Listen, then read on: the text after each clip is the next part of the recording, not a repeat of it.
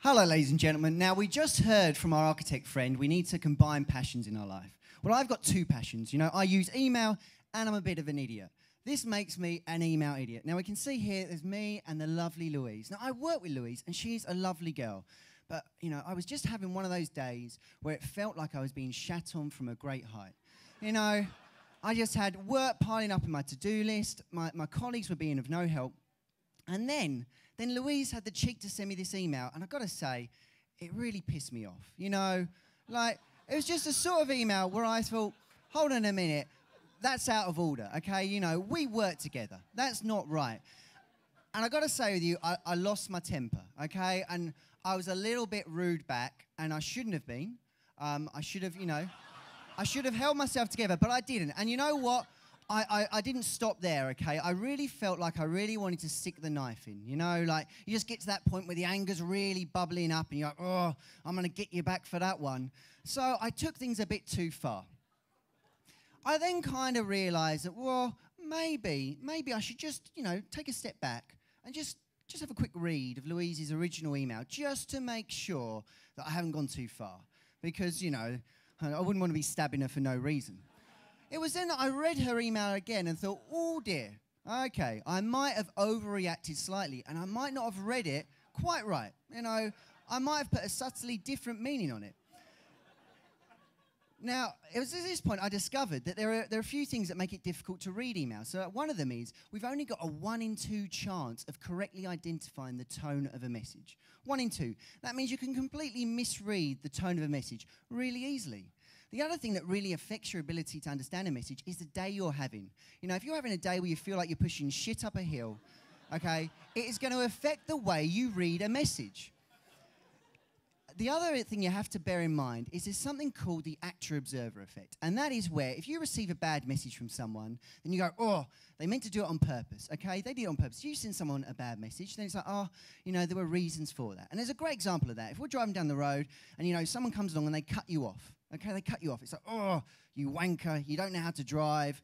You know, you did that on purpose. Whereas, you know, if I'm driving along and I happen to, you know, cut someone off, and, you know, I didn't mean to, it's because there was someone in front of me. Or, you know, I had to get off the road really quick, you know. Look, Mr. Judge, I didn't cause that fiery carball accident, you know. It wasn't me, okay. You know, it's just because I had to get across the road quickly. And it's the actor-observer effect. Now, it's one of those things where in everyday world, we know about all of these things. We know that we need to take a deep breath and count to 10. And it's something that our mum used to tell us, okay? You know, if I'm really angry and upset, you know, mum would say, count to 10 and calm down. Okay, it's really easy. But for some reason, when we're in the workplace, that's really difficult. You know, and I'm sure there's some people around here who might be dating, okay? You might be in a relationship. Now, you know, if you receive a message from someone, do you respond immediately? No. Do you respond within an hour? No. No, it's like you might wait a few hours, okay? You know, you might be really busy, okay? You might be there really busy with lots of things on your plate. But are you going to respond immediately? No. If you're sitting there staring at a phone, you're not going to respond immediately. But when we're in the workplace, for some reason, we feel like we're on a hair-trigger response, you know? You're sitting there, and if you receive anything, then you're just going to respond as quickly as possible. And you've got to be really careful if you're working with Americans, okay? They just go off. And it's also really difficult if everybody in your office thinks you're a wanker. Now, if they think you're a wanker, then that means even if you're trying to send them something nice, they're going to interpret it as something bad. You know, if you're Carl Sanderlands, you're going to have a very difficult problem communicating with people. So, you know, you might have forgotten about Louise. Well, look, it turns out Louise is really thin, and she found my email hilarious.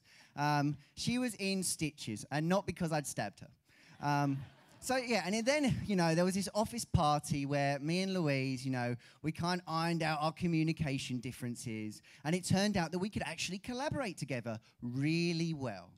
You know, it was one of those things where things just carried on between the two of us, and it was a beautiful time between us. And, you know, things just kind of kept going. But then I got this message, and I don't know, it just seems a bit difficult to read. I mean, I've tried it with different tones, and, you know, I've tried considering, you know, whether I'm in a bad mood or whether I'm just, you know, putting a meaning on it that isn't there.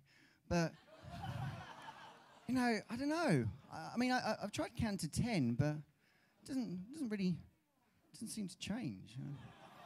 I know. Oh. Thanks very much.